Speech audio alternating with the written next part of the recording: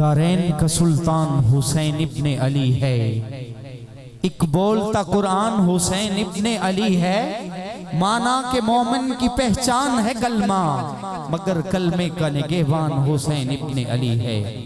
صاحبان ذی قدر ایک نعرے کے ساتھ اپنے معزز و محتشم مہمان کا استقبال کرتے ہوئے دعوت سخن دے رہا ہوں۔ اب چرچے ہیں جن کی شوخی گفتار کے اور بیش بہا موتی ہیں جن کی چشمے گوہر بار کے۔ میری مراد سرمایہ اہل سنت، فخر اہل سنت حضرت علامہ مولانا پروفیسر ڈاکٹر محمد عمر فیض قادری صاحب نعرہ تکبیر اپنے بیدار ہونے کا ثبوت دیتے ہوئے نعرہ رسالت، نعرہ تحقیق۔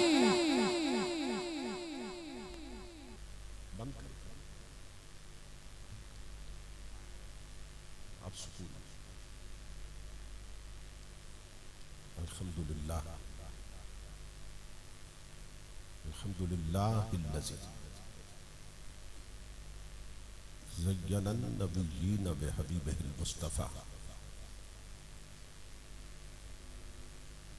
ومن علی المؤمنین بنبیہ المجتبیٰ الصلاة والسلام علی سیدنا ومولانا محمد خیر الورى وعلى آلہ واصحابہ المتأدبین بالتقوی اما بعد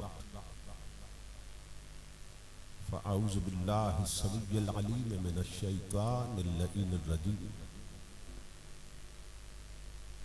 بسم اللہ الرحمن الرحیم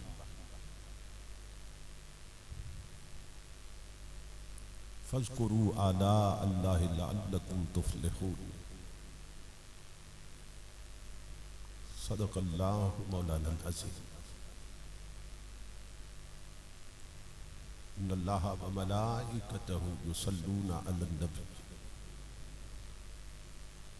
یا ایھا الذین آمنوا صلوا علیہ وسلموا تسلیما۔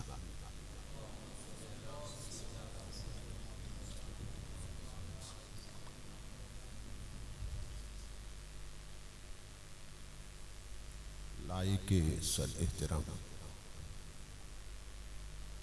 محترم مشائخ و علماء کرام اور معزز حاضرین و سامعین، اللہ رب العزت کا لاکھ لاکھ شکر ہے کہ جس نے اپنی توفیق خاص سے آپ کو اور مجھے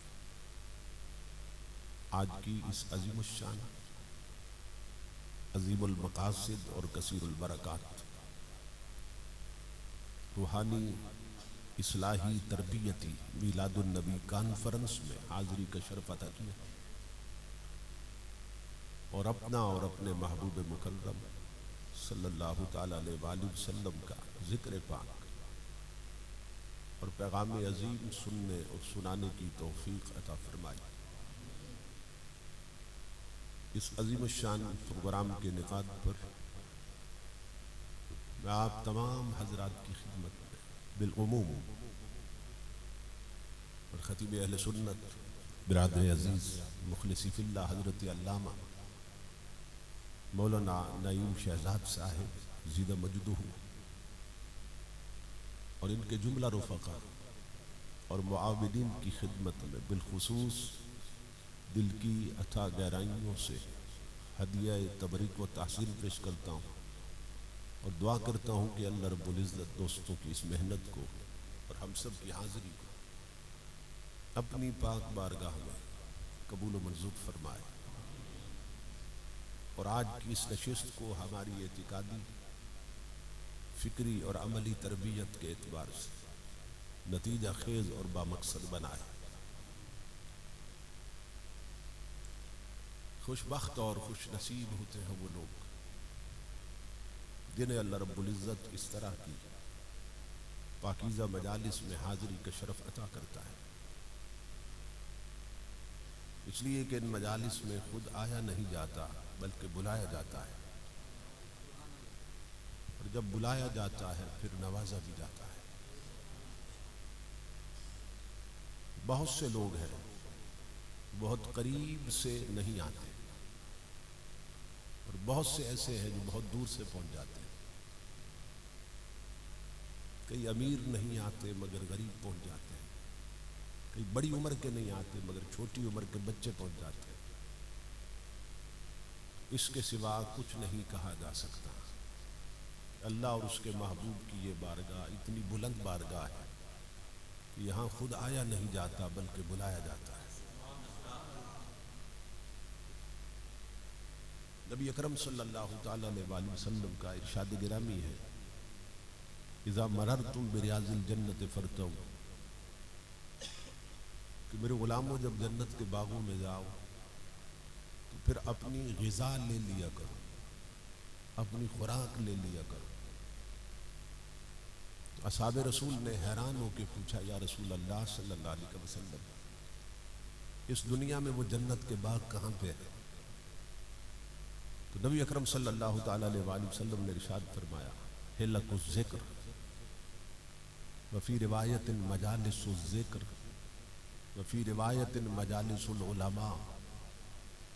حضور نے فرمایا کہ جس مجلس میں اہل ذکر جمع ہو جائیں اور جہاں علماء ربانیین بیٹھے ہوں، وہی مجلس جنت کا باغ بن جاتی ہے۔ اس حدیث رسول کے مطابق اس وقت ہم جنت کے باغ میں ہیں۔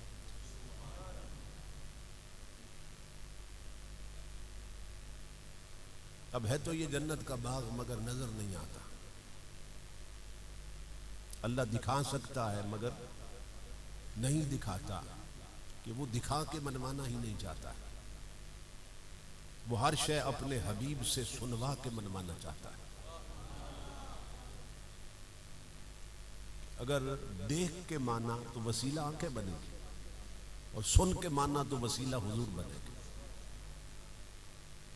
تو بہت سے لوگ ہیں جو آ سکتے تھے مگر نہیں آئے، تو یہ بد نصیبی کی بات ہے۔ اور یہ یاد رکھیے کہ جو دنیا کی اس جنت میں نہیں آتے اس جنت میں بھی نہیں جا سکے گا۔ وہاں دھن دھونس اور دھاندلی نہیں چلے گی۔ مسجدیں ویسے ہی جنت ہے۔ اور حدیث کا مفاد یہ ہے کہ اگر ذکر کی مجلس جنگل میں رکھ دی جائے تو اسے بھی جنت کے باغ میں تبدیل کر دیتی ہے۔ تو اللہ کے گھر میں اللہ کے حبیب کے ذکر کی مجلس، اس وقت ہم دوری جنت میں بیٹھے ہیں۔ یہ جو مسجدیں ہیں، نبی اکرم صلی اللہ تعالی علیہ وآلہ وسلم فرماتے ہیں کہ قیامت سے پہلے جب اللہ رب العزت اس زمین کو لپیٹے گا نا، اس کی بساط کو ختم کرے گا، اس کی حیثیت ختم کرے گا، تو پھر اللہ حکم دے گا فرشتوں کو کہ زمین کے ختم ہونے سے پہلے تم زمین پہ جاؤ اور جہاں جہاں مسجدیں بنی ہیں سب اٹھا کر میری جنت کا حصہ بنا دو۔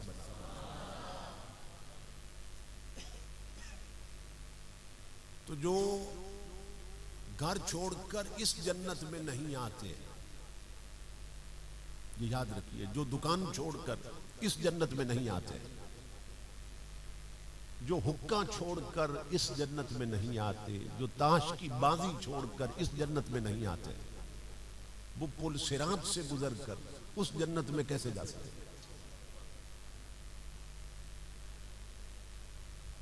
اسی لیے حضور نے فرمایا جب کسی مومن کو دیکھو نا کہ مسجد میں باقاعدگی سے آتا جاتا ہے، تم اس کے جنتی ہونے کی ضمانت دے سکتے ہو۔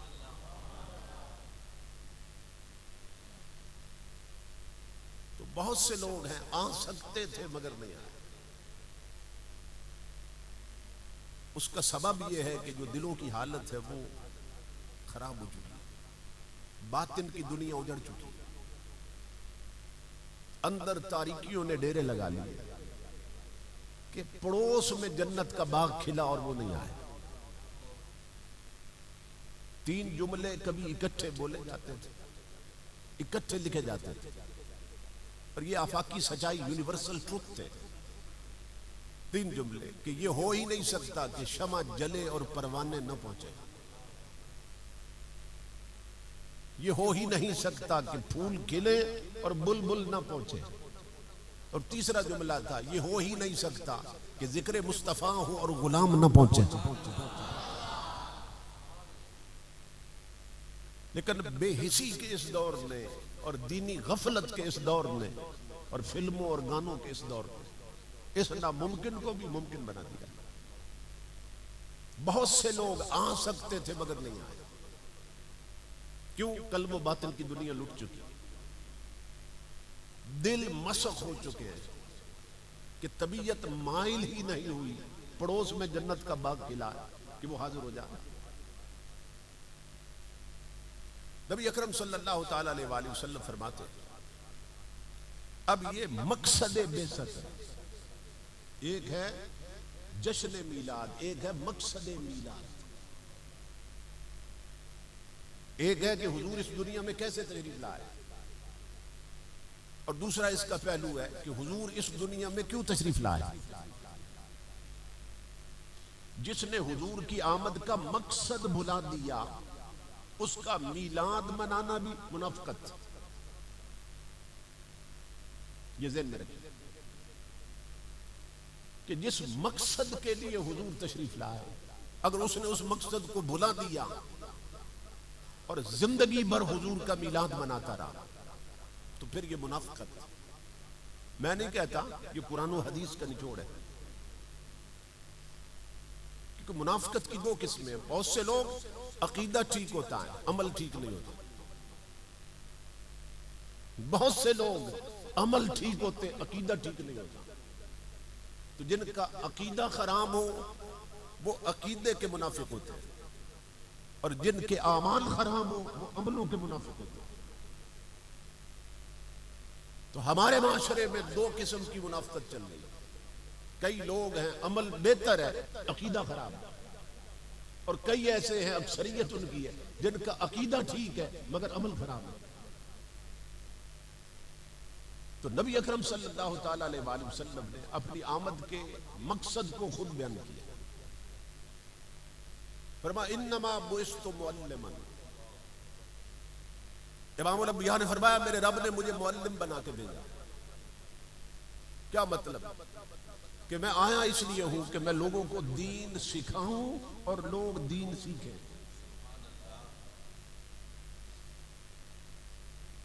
میں دین سکھاؤں اور لوگ دین سیکھیں. اب ہم میں سے کتنے لوگ ہیں، بڑی بڑی برادریاں ہیں، کہ ان میں سے کتنے لوگ ہیں جنہوں نے دین سیکھا ہے. اس طرف توجہ نہیں، اس طرف دھیان نہیں. بلکہ جو بڑے خاندان تصور ہوتے ہیں نا، کچھ تو ہم نے تقسیم کر رکھی ہے نا، یہ کمیوں کا خاندان ہے اور یہ دوسرا ہے. یہ بڑے بڑے خاندان جو تصور ہوتے ہیں ان کا بیڑا غرق اس حد تک ہو چکا ہے کہ وہ اپنے بچوں کو عالم بنانا آکورڈ سمجھتے ہیں، معیوب سمجھتے ہیں. کہ چودھری کا بچہ اور مولوی بن جائے، راجہ کا بچہ اور مولوی بن جائے، ملک کا بچہ اور مولوی بن جائے. اپنے اپنے خاندانوں پہ نظر ہے کہ مولوی بن جائیں، مصلی کے امام بن جائیں، منبر کے خطیب بن جائیں. انہیں معلوم نہیں کہ عالم کا مقام کیا ہے. امام الانبیاء فرماتے ہیں جنہیں تم سید کہتے ہو نا، سید، فرمایا خلقت السادات من صلبی وخلق العلماء من صدری. امام الانبیاء فرماتے ہیں جنہیں سید کہتے ہو نا وہ میری پشت سے نکلے ہیں، جنہیں عالم کہتے ہو وہ میرے سینے سے نکلے ہیں.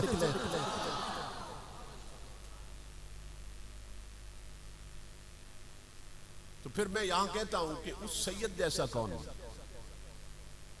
کہ جو عالم بھی ہو اور سید بھی ہو. عالم بھی ہو اور سید بھی ہو، اور ہو صحیح العقیدہ. اب سید کے ساتھ صحیح العقیدہ کہنا بھی بڑا ضروری ہو گیا ہے. عالم بھی ہو سید بھی ہو مگر عقیدے کا کھرا ہو، عقیدے کا کھوٹا نہ ہو. تو پھر اس جیسا کون جسے کملی والے کی پشت کا فیض بھی ملا، حضور کے سینے کا فیض بھی ملا. سمجھ رہے ہیں؟ تو امام الانبیاء کے غلام حضور اس دنیا میں تشریف لائے کہ لوگ دین سیکھیں اور میں دین سکھاؤں. تو ہم میں سے کتنے ہیں جنہوں نے دین بچوں کو سکھایا یا خود سیکھا؟ میں تو بڑے بڑے مجموعوں میں نے پوچھا کوئی بندہ ہے جس نے خود مطالبہ کیا ہو کسی عالم دین سے کہ حضرت مجھے شریعت کے مطابق وضو کا طریقہ سمجھانا؟ وضو تو سب کرتے ہیں نا، بچے بھی کرتے ہیں، بوڑھے بھی کرتے ہیں، جوان بھی کرتے ہیں، لیکن سیکھا کسی سے نہیں،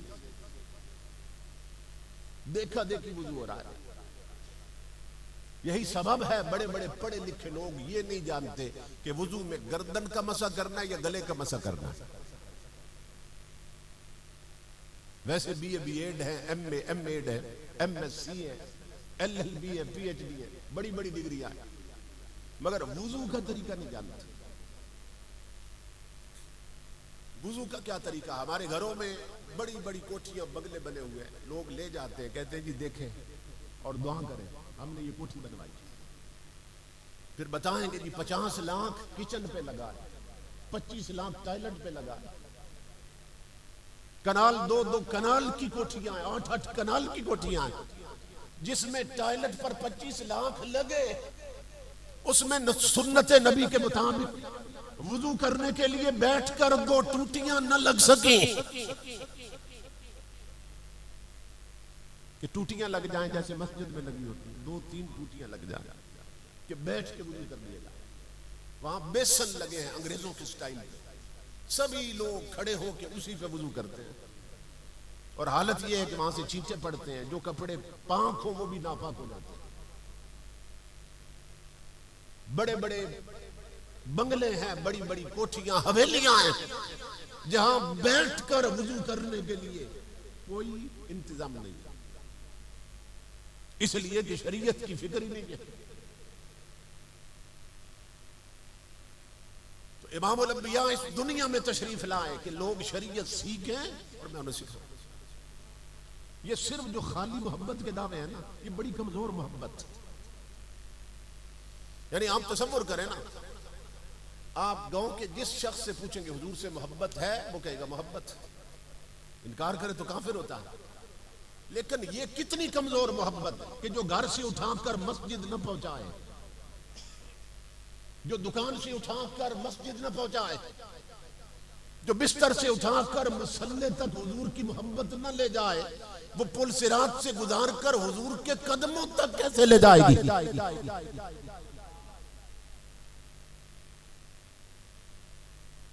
تو ہم مغالطے میں ہیں، مغالطے میں صرف دعویٰ ہے حضور کی محبت۔ حضور غوث پاک فرماتے ہیں میں تمہیں بتاتا ہوں حضور کا محب کون ہوتا ہے، یہ غوث اعظم فرما رہے ہیں، اور فرماتے ہیں المحب لا یملک شیئا یسلم الکل الی محبوبہ۔ اللہ اکبر۔ آپ فرماتے ہیں جو محب ہوتا ہے وہ خود کسی شے کا مالک ہی نہیں ہوتا، جو کملی والے کا محب ہے وہ خود کسی شے کا مالک ہی نہیں ہوتا، اس کی ہر شے کا مالک اس کا رسول ہوتا ہے۔ اب اس کا مطلب کیا ہے؟ غوث پاک کے ارشاد کا مطلب کیا ہے؟ مطلب یہ گھر اس کا ہوتا ہے مگر وہاں شریعت رسول کی چلتی ہے، بہو بیٹیاں اس کی ہوتی ہیں مگر پردہ اور لباس رسول کا چلتا ہے، اولاد اس کی ہوتی ہے مگر تعلیم رسول کی چلتی ہے، شادی اس کی ہوتی ہے مگر شادی پر طریقے رسول کے چلتے ہیں، ملک اس کا ہوتا ہے وہاں قانون رسول کا چلتا ہے، اس کے تحت پر بے دین نہیں نبی کا دین ہوتا ہے۔ یہ مطلب ہے حضور کے سچے محب۔ اور ہمارا حال کیا ہے؟ ایک فقیر سے کسی نے پوچھا تھا بھئی مومن میں اور کافر میں فرق کیا ہے؟ اس نے جڑ کی بات بتا دی، نیم کی بات بتا دی۔ فقیروں کی باتیں بڑی پتے کی ہوتی۔ پوچھا مومن کون اور کافر کون؟ اس نے کہا سن، کافر وہ ہے جو اپنی مرضی کا مالک ہوتا ہے،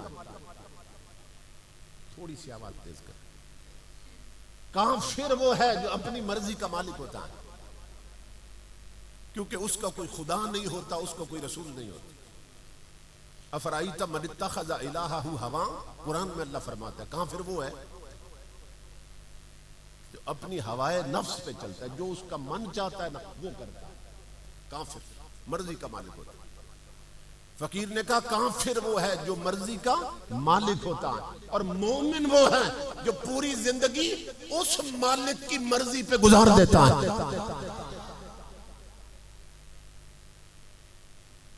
اب بتائیے امام الانبیاء کے غلاموں ہم میں سے کتنے ہیں جو مرضی کے مالک بنے ہوئے ہیں اور کتنے ہیں جو اس مالک کی مرضی پہ چل رہے ہیں.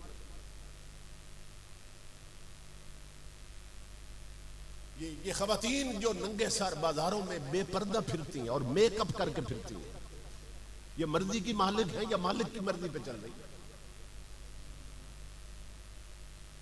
یہ شادیوں پر جو ڈھول بج رہے ہیں اور شادی سے 10 دن 20 دن پہلے ڈیک لگتے ہیں اور گانے چلتے ہیں، تو یہ مرضی کے مالک ہیں یا مالک کی مرضی پہ چل رہے ہیں؟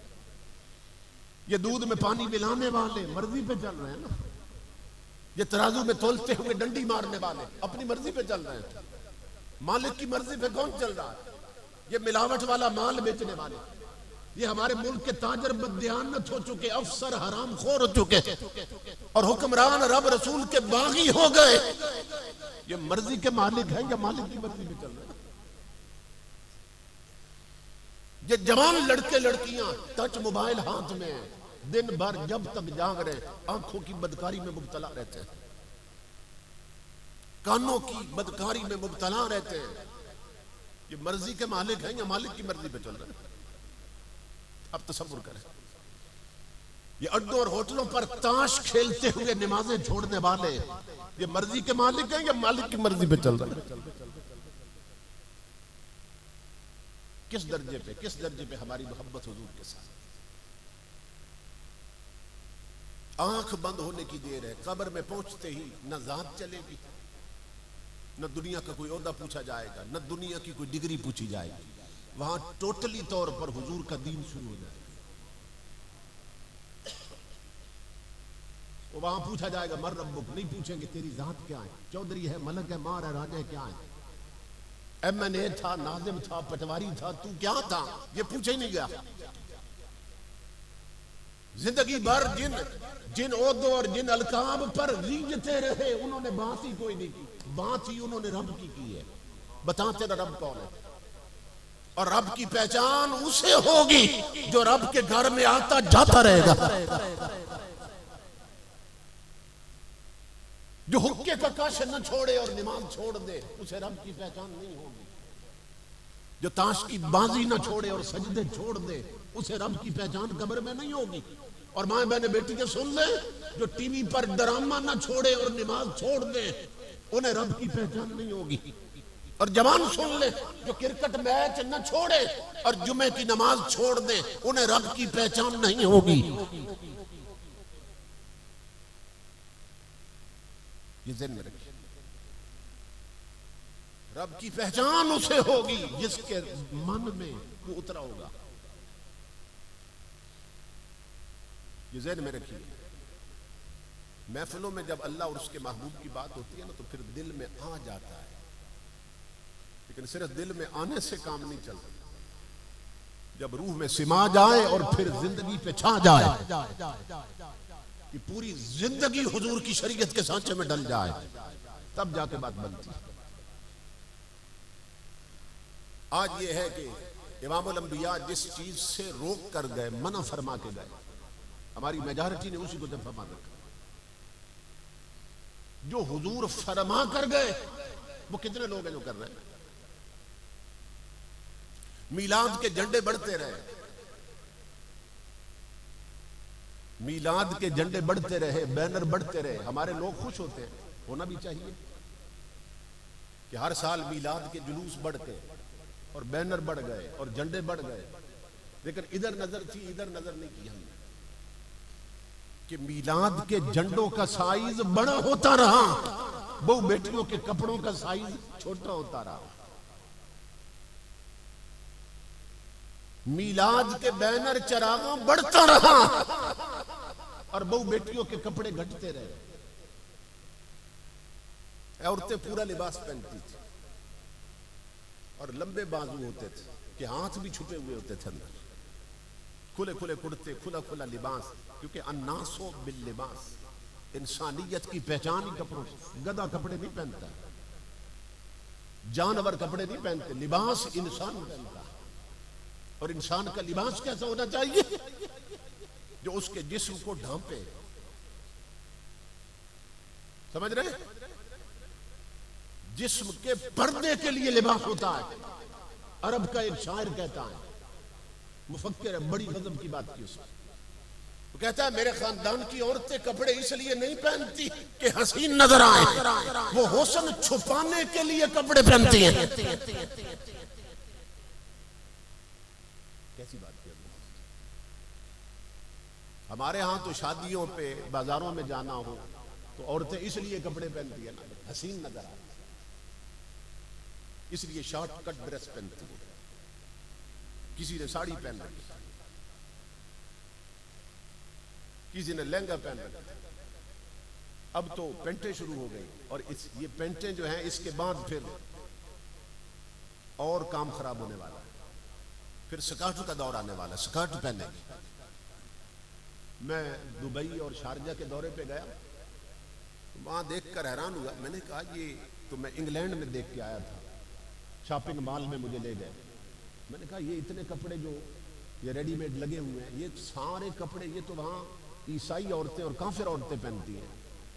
تو یہاں اتنے عیسائی رہتے ہیں کہ شاپنگ مال میں سارے کپڑے وہ لگے. تو انہوں نے بتایا یہ یہاں کی مسلمان عورتیں پہنتی ہیں.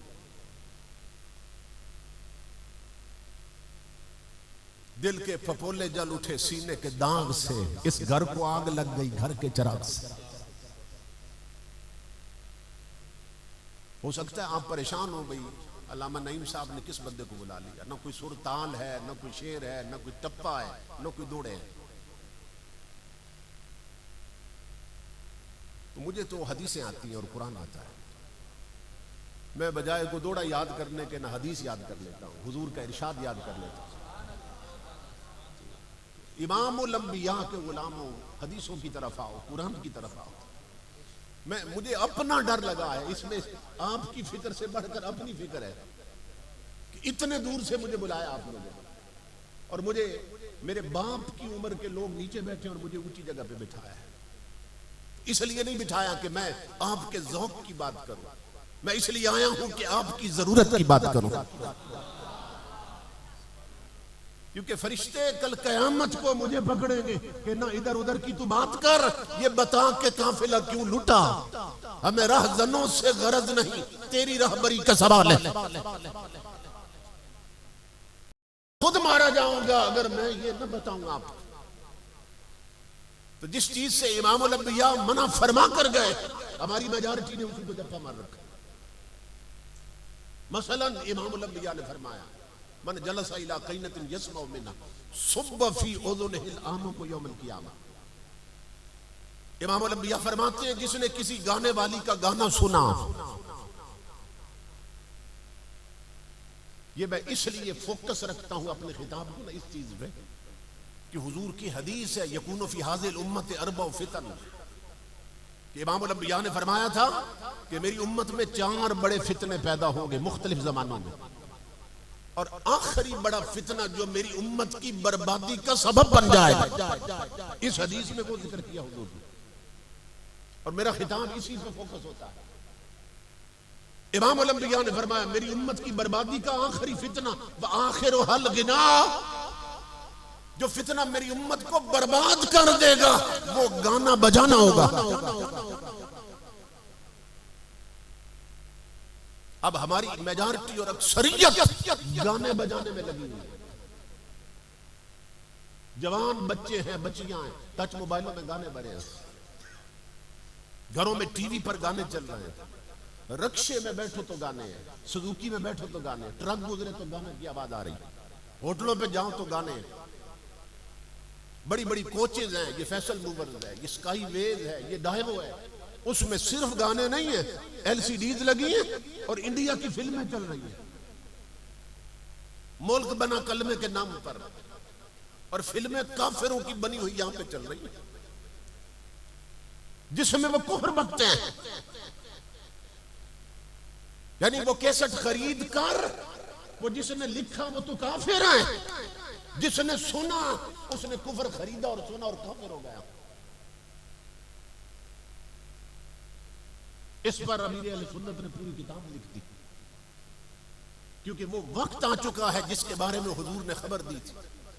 امام الانبیاء نے فرمایا تھا میری امت پہ وقت آنے والا ہے، یصبح الرجل مؤمنا ویمسی کافرا، یمسی مؤمنا ویصبح کافرا، کہ بندہ صبح مومن ہوگا شام تک کافر ہو چکا ہوگا، شام کو مومن ہوگا صبح تک کافر ہو چکا ہوگا، کیونکہ اسے کفر اور اسلام کی تمیز نہیں ہوگی. آج ہماری کاروں میں سزوکیوں پر رکشوں پر گانے چلتے ہیں، انڈیا کے گانے چلتے ہیں، فلمیں چلتی ہیں، ڈرامے چلتے ہیں. وہ مزدور لوگ ہیں، ٹرکوں والے، سزوکیوں والے، رکشوں والے، رزق کمانے نکلتے ہیں وہ گھر سے. شام کو اتنا رزق کما کے نہیں لاتے جتنی بد نصیب لانتے کما کے لے آتے، اور پھر تعویذ لیتے ہیں، پھرتے ہیں، پھر وظیفے پوچھتے پھرتے ہیں. جی ہاتھ بڑا تنگ ہے، محنت کرتا ہوں، گھر میں برکت نہیں. برکت تو ٹکنے کب دیتا ہے؟ جس چیز کو امام الانبیاء بتا گئے امت کو برباد کر دے گی. تیرے رکشے پر، سزوکی پر، ٹرک پر، ہوٹل پر دن رات وہی گانے تو چل رہے ہیں. امام الانبیاء نے فرمایا جس نے کسی گانے والی کا گانا سنا، اب اس کے اڈے پہ جا کے سنا یا اسے اپنی شادی پہ بلا کے سنا. کیونکہ بعض بے دین لوگ، بے حیا لوگ شادیوں پر ناچنے والیاں منوا لیتے ہیں اور لاکھوں روپیہ ان پہ وار دیتے ہیں. تو حضور فرماتے ہیں جس نے اس کے اڈے پہ جا کے سنا یا اپنی شادی پہ بلا کے سنا یا اس کی کیسٹ لگا کے سنا، کیونکہ اصل جرم ہے سننا. فرمایا اس کی سزا یہ ہے کہ جہنم کی آگ میں سیسا پگھلا کر اس کے دونوں کان بھر دیے جائیں گے. جس نے گانا سنا. آج بتائیے کون سی جگہ ہے جہاں پہ گانے نہیں؟ اور اسی کا اثر ہے، اسی کا اثر ہے. امام الانبیاء کے غلاموں کہ نبی اکرم صلی اللہ تعالی علیہ وآلہ وسلم نے خبر دی تھی. آج لوگ کہتے ہیں کہ بھائیوں میں وفا نہیں رہی، دوستوں میں خلوص نہیں رہا، خون سفید ہو گئے، بندہ بندے کا ویری ہو گیا. پتہ نہیں ایسا کیوں ہے. تو مدینے سے آواز آ رہی ہے، 15 صدیاں پہلے میں نے تجھے وجہ بتائی تھی کہ جس معاشرے میں گانے ہوں گے، الغناء ينبت النفاق فی القلب کما ينبت الماء الزرع. حضور فرماتے ہیں جس طرح پانی سے کھیتی اگتی ہے اسی طرح گانوں سے دلوں میں منافقت اور کھوٹ پیدا ہوتی ہے. 15 صدیاں پہلے حضور نے خبر دی تھی. اور آپ حیران ہوں گے امام الانبیاء کے غلاموں کہ امریکہ میں سن 1987 میں غالباً واشنگٹن کے علاقے میں، واشنگٹن ڈی کا جو ایریا ہے، وہاں پہ ایک کانفرنس کال کی گئی. ایک کانفرنس کال ہوئی اور اس میں انہوں نے وہاں کا جو برین اسپیشلسٹ تھا نا، دماغ کا جو اسپیشلسٹ ڈاکٹر، وہ بھی بلایا. اور ایک ایسا ہے جس نے میوزیکل کالج کھول رکھا ہے، اس کا پرنسپل یا وائس چانسلر کہہ لیں آپ، اس کو بھی بلایا کہ یہ جو میوزک ہے، موسیقی ہے، یہ راگ باجے ہیں، ڈھول ڈمکے ہیں، یہ جو آج کل میوزک چل رہا ہے، موسیقی چل رہی ہے، اس کا انسان کے دل اور دماغ پہ کیا اثر ہوتا ہے. تو ڈاکٹر ہے، برین اسپیشلسٹ ہے، تو بتا. ہارٹ اسپیشلسٹ بلایا، تو بتا. اور وہ میوزیکل کالج کا پرنسپل بلایا کہ تو بتا کہ اس کا کیا. حالانکہ وہ خود تعلیم دیتا ہے. تو جو امریکہ کا سب سے بڑا ڈاکٹر ہے نا، جنرل ایورٹ کوپ، جب وہ آیا ہے اس نے آ کے کہا، اس نے کہا it's a really powerful drug. یہ ڈاکٹر ایڈم کرسٹے نے کہا. جو جرنل تھا اس کے لفظ تھے this type of music is the close relative of pornography. وہ کہتا ہے یہ ڈھول ڈمکے جو دنیا پہ چل رہے ہیں یہ بے حیائی کے سب سے قریبی رشتہ دار ہیں. کیا مطلب اس کی اس بات کا؟ وہ کہنا یہ چاہتا ہے کہ یہ جو میوزک ہے، موسیقی ہے، جو بچوں نے موبائلوں میں بھرا ہے، اور جو بچوں کے کھلونے ہیں نا ان کے اندر بھی میوزک بھرا گیا ہے. آپ بچے کے لیے جھولا یا پنگوڑا خریدتے ہیں نا، اس کے اوپر بھی انہوں نے میوزک کا ایک آلہ سا لگا دیا. وہ پنگوڑا ہلتا ہے تو اس سے میوزک کی آواز آتی ہے. تو وہ امریکہ کا ڈاکٹر کہہ رہا ہے, کہتا ہے دس ٹائپ آف میوزک, یہ جو میوزک اس وقت چل رہا ہے دنیا میں, یہ بے حیائی کا سب سے قریبی رشتہ دار ہے. کیا مطلب؟ جہاں جہاں یہ موسیقی گانے راگ باجے ڈھول ڈمکے جائیں گے وہاں بے حیائی ضرور آئے گی.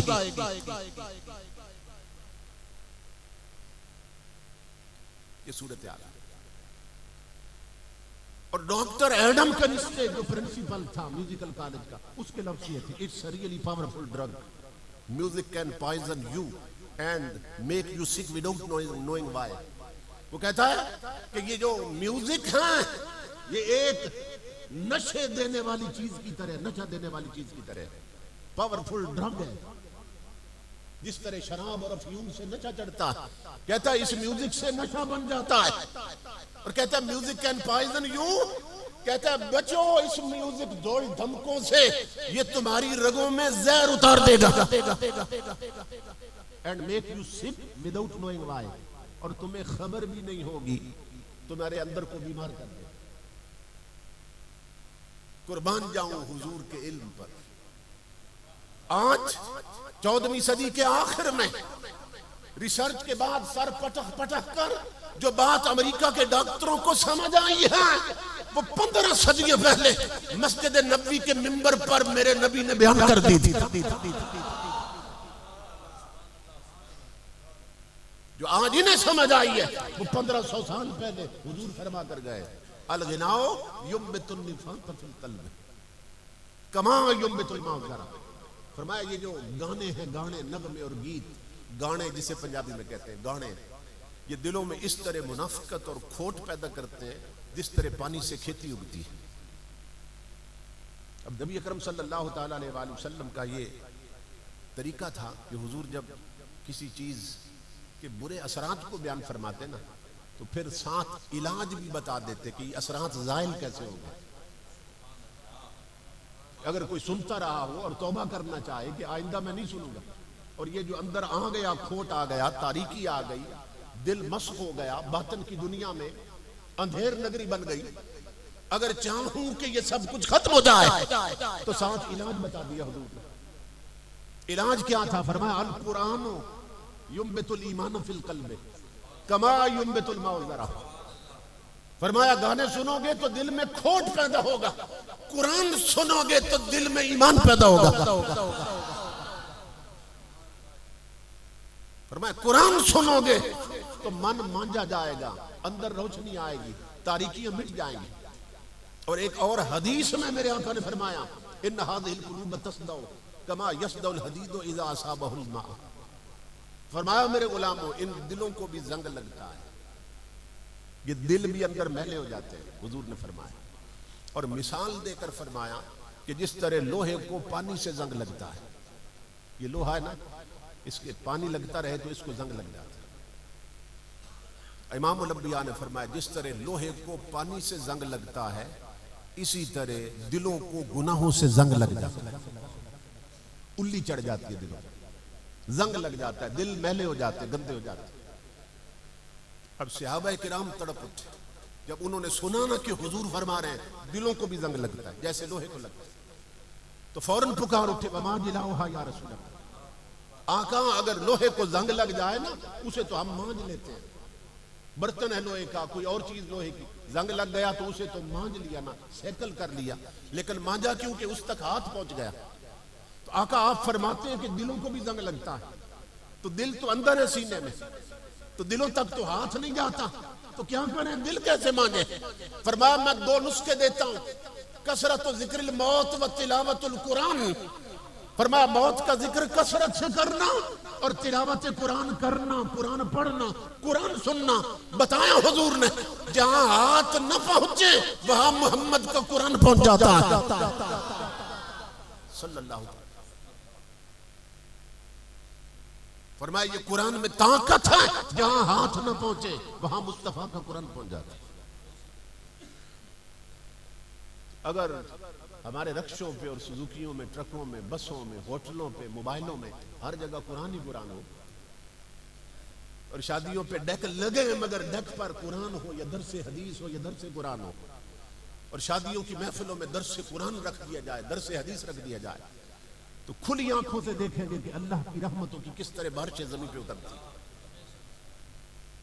کیونکہ قرآن پڑھو گے من مانج دے گا، قرآن سنو گے قرآن من مانج دے گا۔ اور امام الانبیاء فرماتے ہیں کہ جو بچے بچپن سے قرآن کے ساتھ وابستہ ہو جاتے ہیں، بچپن میں ہی بچے جو کثرت سے قرآن پڑھنے لگ جاتے ہیں، قرآن کی طرف مائل ہو جاتے ہیں، قرآن کا نور ان کی ہڈیوں اور خون میں اتر جاتا ہے۔ حضور فرماتے ہیں کہ قرآن کا نور ان کی ہڈیوں میں اور خون میں اتر جاتا ہے۔ اس لیے اگر ہم قرآن پڑھنے سننے والے بن جائیں تو زندگی کا نقشہ ہی بدل جائے۔ حضرت غریب نواز معین الدین چشتی اجمیری رحمت اللہ تعالی علیہ پہلے روزانہ 1 پارہ پڑھتے تھے، پھر 5 پارے شروع کیے، پھر 10 پاروں پہ آ گئے۔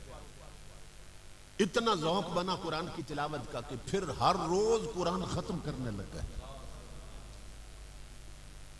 قرآن اندر نور بھر دیتا ہے، قرآن من مانج دیتا ہے اور اندر روشنیاں لے آتا ہے۔ امام الانبیاء کے غلاموں حضرت غریب نواز بیٹھے تھے کہ ایک ہندو جوگی آ گیا۔ اب جو ہندو جوگی تھا اس نے اپنے لطیفہ نفس کو بیدار کر رکھا تھا۔ جس طرح ہمارے یہ حواس خمسہ ظاہری ہیں نا، اسی طرح حواس خمسہ باطنی بھی ہیں، اور اسی طرح حواس خمسہ روحانی بھی ہیں۔ یہ جو بظاہر ہے یعنی یہ دیکھنے کی قوت ہے، سننے کی قوت ہے، سونگھنے کی قوت ہے، چکھنے کی قوت ہے، چھونے ٹچ کرنے کی قوت ہے، ان کو انگریزوں نے بھی 5 گیٹس آف نالج کہا ہے۔ اگر ضرورت نبوت پہ گفتگو ہوتی تو میں اس کی تفصیل بیان کرتا، لیکن اب صرف میں یہ تھوڑا سا اشارتاً بات عرض کرنے لگا۔ جس طرح یہ باہر 5 کھڑکیاں ہیں نا، 5 گیٹس آف نالج ہے، حواس خمسہ ظاہری، ایکسٹرنل 5 سینسز، اسی طرح انٹرنل 5 سینسز بھی ہیں، اندر بھی 5 کھڑکیاں اللہ نے رکھی ہیں۔ اسی طرح پھر روحانی حواس خمسہ بھی ہیں۔ تو کافروں پر بھی اللہ رب العزت اتنا مہربان ہے کہ اگر کافر بھی محنت کریں اپنے نفس کے خلاف کریں، اس کا جو لطیفہ نفس ہے، ایک کھڑکی عالم ناسوت کی اس پر بھی کھول دی جاتی ہے، کیونکہ 5 عالم ہے۔ عالم ناسوت، اس سے اوپر عالم جبروت ہے، اس سے اوپر عالم لاہوت، اس سے اوپر عالم ہاہوت ہے، عالم ملکوت، یہ عالم ناسوت ہے۔ عالم ناسوت، عالم ملکوت، عالم جبروت، عالم لاہوت اور عالم ہاہوت۔ تو کافر بھی اگر محنت کرے نا، اپنے نفس کے خلاف کرے، روزے رکھے، بھوک کاٹے، تو امام الانبیاء کے غلاموں ایک کھڑکی اللہ باطنی اس کی بھی کھول دیتا ہے۔ اور آج بھی لاہور میں ایک پروفیسر عبداللہ بھٹی صاحب ہیں، آج بھی موجود ہیں، اسرار روحانیت ان کی کتاب چھپی، اور بھی کی کتابوں کے مصنف ہیں وہ۔ انہوں نے اپنا وہ لطیفہ لطائف جو ہے نا بیدار کچھ کر رکھے، کچھ لطائف ان کے بیدار ہیں۔ تو وہ کہتے ہیں میں اجمیر شریف گیا تو خواجہ کے قدموں میں بیٹھا تھا، تو ایک سکھ بھی ساتھ آ کے یا ہندو وہ بھی آ کے ساتھ بیٹھ گیا۔ تو جس وقت میں نے روحانی پرواز شروع کی تو اس نے بھی شروع کر دی ساتھ۔ تو میں دیکھ رہا تھا، حیران ہو گیا۔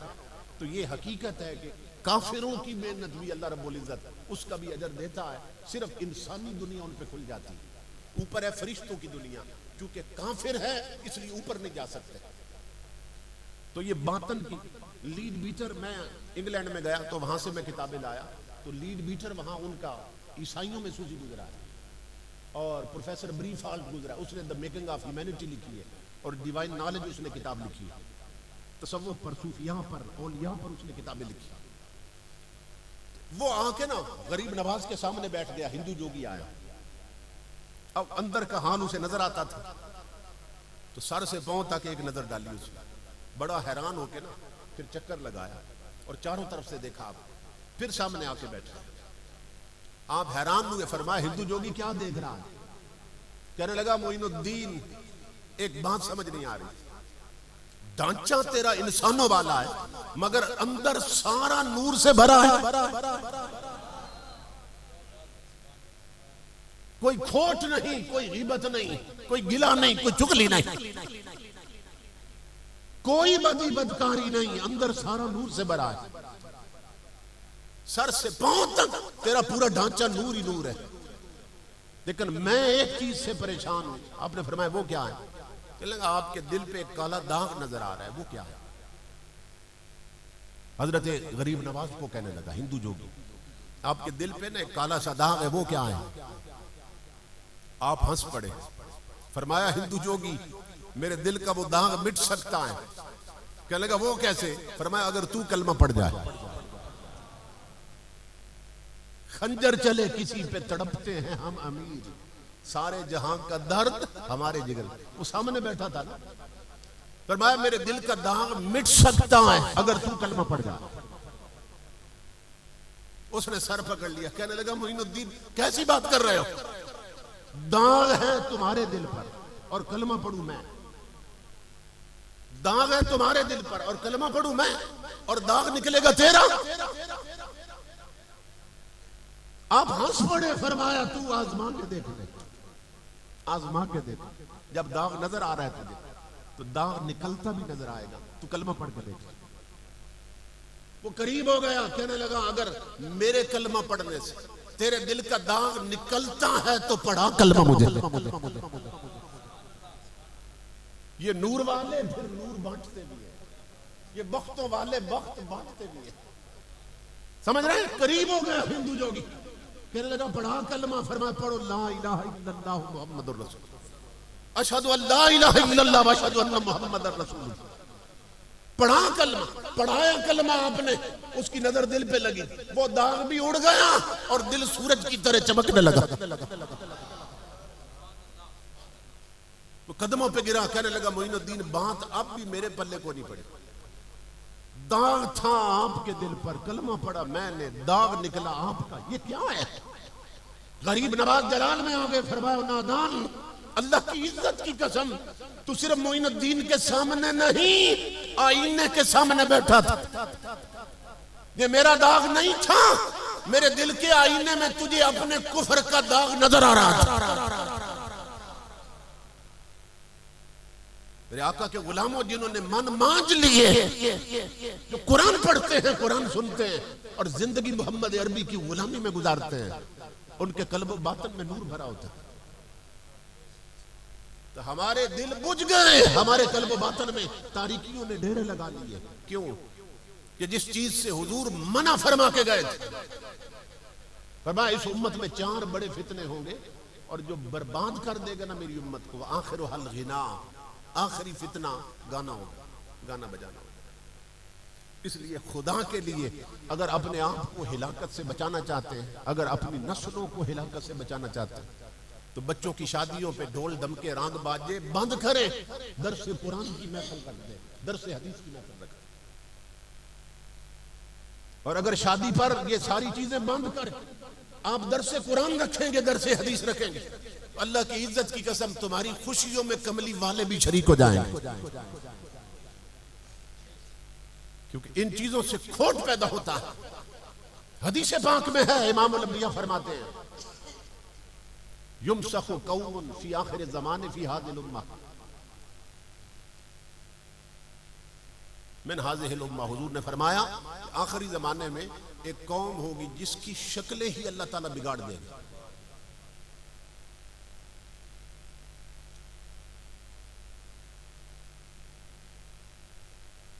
تو صحابہ کرام نے حیران ہو کے پوچھا الیس یشہدون ان لا الہ الا اللہ وان محمد الرسول اللہ.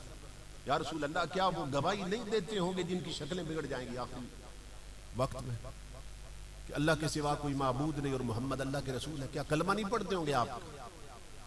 فرمایا یصلون و یصومون و یحجون. فرمایا تم صرف کلمے پہ حیران ہو گئے ہو، وہ نمازیں بھی پڑھتے ہوں گے، روزے بھی رکھتے ہوں گے، حج بھی کر رکھے ہوں گے. حضور فرمایا فما بالہم یا رسول اللہ. صحابہ نے پوچھا آقا صرف کلمہ نہیں پڑھتے ہوں گے، حج بھی کرتے ہوں گے، آپ فرما رہے ہیں روزے بھی رکھتے ہوں گے اور نمازیں بھی پڑھتے ہوں گے، یا رسول اللہ پھر شکلیں کیوں بدلیں گی؟ فرمایا اتخذوا المعازف والدفوف والکینات. فرمایا وہ راگ باجے ڈول ڈمکے میوزک موسیقی اور گانے والیاں اپنے اوپر مسلط کر لیں گے.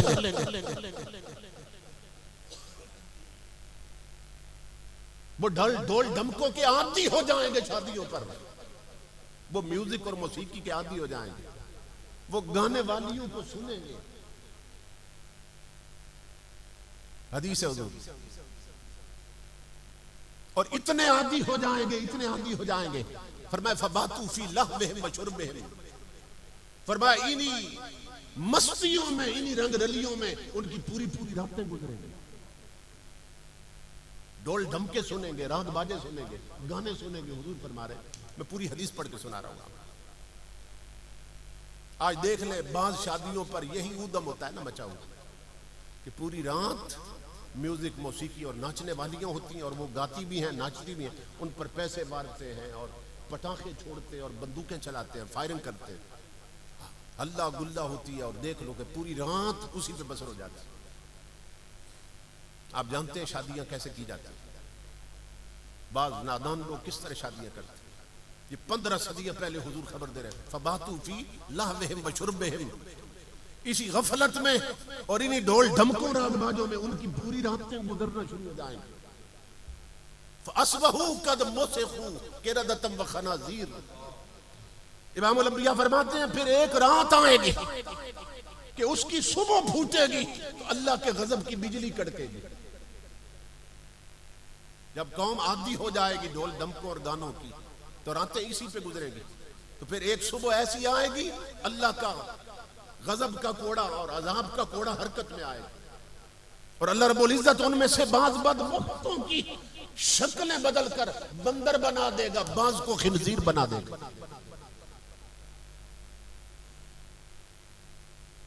ہماری قوم اسی طرف جا رہی ہے. یہ چند مہینے پہلے کی بات ہے، میرا خیال ہے 2 مہینے ہو گئے یا 3 مہینے بھی نہیں ہوئے. اسلام آباد کے ایک بہت بڑی یونیورسٹی ہے، وہاں پہ انہوں نے ایک نچیا اور گویا بلایا، اس کو 1 گھنٹے کا 1 کروڑ روپیہ دیا. اور اس میں اودم کیا مچا ہے کہ جو وائس پرنسپل ہے نا یا وائس چانسلر ہے اس یونیورسٹی کی، اور جتنی وہاں پروفیسر ٹیچرز ہیں، لڑکیاں جو استانیاں لگی ہوئی ہیں وہاں پہ، پروفیسر ہیں پڑھاتی ہیں، وہ سب اس کے ساتھ سٹیج پہ خود ناچ رہی ہیں. ایسے لگتا تھا یونیورسٹی نہیں ہے، کوئی نائٹ کلب ہے جہاں چو ہو رہا ہے. انجام غلامی کیا کہیے، بربادی سی بربادی. جو درس شاہ بطحا نے دیا وہ درس پڑھانا بھول گئے. عبرت کا مرقع یہ پستی اور قابل حیرت یہ مستی. اوروں کو جگانا یاد رہا، خود ہوش میں آنا بھول گئے. ہماری یہی غفلت دیکھ کر باطل اور طاغوتی طاقتیں وہ ٹرانسجنڈر بل پیش کرنے جان رہی ہے. یہ جو بل پیش ہونے والا تھا نا، اس کا کیا مقصد تھا؟ مقصد یہ تھا کہ اگر کوئی لڑکی چاہے تو آپریشن کروا کے لڑکا بن جائے، لڑکا چاہے تو آپریشن کروا کے لڑکی بن جائے. یہ بل پاس ہو جاتا کہ اجازت دے دی جائے، جو مرضی ہے کوئی کرے. یہ نادان اور بد نصیب لوگ یہ جنس تبدیل کرنے کی بات کر رہے ہیں، اور کملی والے لباس بدلنے والوں پر لعنت بھیجتے ہیں. یہ حدیث پاک ہے، سنیے غور سے. میرے آقا فرماتے ہیں، صحابہ کہتے ہیں ہم نے سنا لعن رسول اللہ صلی اللہ علیہ وسلم الرجل وسلم الرجل یلبس لبسۃ المرأة والمرأة تلبس لبسۃ الرجل. امام الانبیاء منبر پر لعنت فرما رہے تھے اپنی امت کے ان مردوں پر کہ جنہیں رب نے مرد بنایا اور وہ کپڑے عورتوں جیسے پہنتے ہیں. اور حضور فرما رہے تھے میری امت کی ان عورتوں پر لعنت ہو کہ جنہیں رب نے عورت بنایا اور وہ کپڑے مردوں جیسے پہنتی ہیں.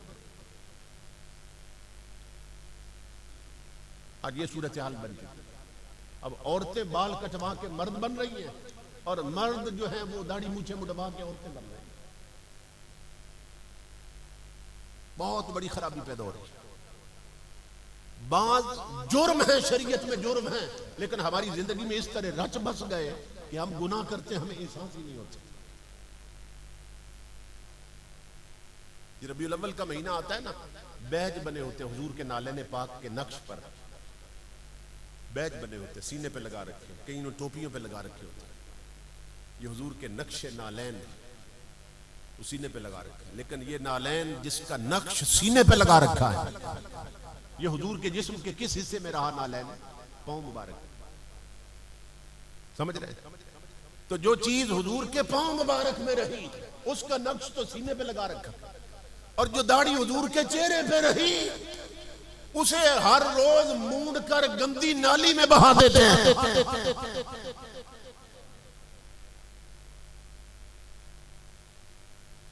امام الانبیاء کے غلاموں جو مشابہت ہے نا اس کی بڑی اہمیت ہے اسلام میں۔ تشبہ، التشبہ فی الاسلام، یہ پورا ایک ٹاپک ہے، پورا ایک چیپٹر ہے اسلام میں کہ مشابہت کس کی اختیار کی جائے۔ کہنے کو تو مندر بھی اینٹ اور پتھر سے بنتے ہیں، مسجد بھی اینٹ اور پتھر سے بنتی ہے، چرچ بھی، کلیسا بھی اینٹ اور پتھر سے بنتا ہے، لیکن صرف آپ ڈیزائن دیکھ کے پہچانتے ہیں یہ مندر ہے، یہ مسجد ہے۔ امام الانبیاء فرماتے ہیں میرا غلام 1,00,000 بندوں میں کھڑا ہو نا، اس کی شکل سے ہی پتا چلے محمد عربی کا غلام کھڑا ہے، اس کی صورت سے پتا چلے کہ محمد عربی کا غلام کھڑا ہے۔ اس لیے خدا کے لیے اپنے آپ کو حضور کی شریعت کے ساتھ لگا دیں، تن سے من تک شریعت کے رنگ میں رنگ جاؤ۔ امام الانبیاء فرماتے ہیں کل امتی یدخلون الجنت الا من ابا، میرا ہر امتی جنت جائے گا مگر وہ نہیں جائے گا جس نے انکار کیا۔ اب یہ سمجھیں کہ حضور کیا فرما رہے ہیں۔ حضور فرماتے ہیں میرا ہر امتی جنت جائے گا مگر وہ نہیں جائے گا جس نے انکار کیا۔ اب حضور کی نظر میں منکر کون ہے؟ ہم سمجھتے ہیں بھئی شاید صرف زبان سے جو انکار کرے وہ منکر ہوتا ہے، لیکن حضور کی نظر میں منکر کون ہے؟ فرمایا من اطاعنی فقد دخل الجنت ومن عصانی فقد ابا، فرمایا جس نے میری مانی وہ جنت جائے گا، جس نے میرے کہے کو مانا وہ جنت جائے گا، جس نے میری نہیں مانی وہ جہنم جائے گا، اس نے انکار کیا۔ ہم میں سے کتنے ہیں جو حضور کی مان رہے ہیں، کتنے ہیں جو حضور کی ٹھکرا رہے ہیں؟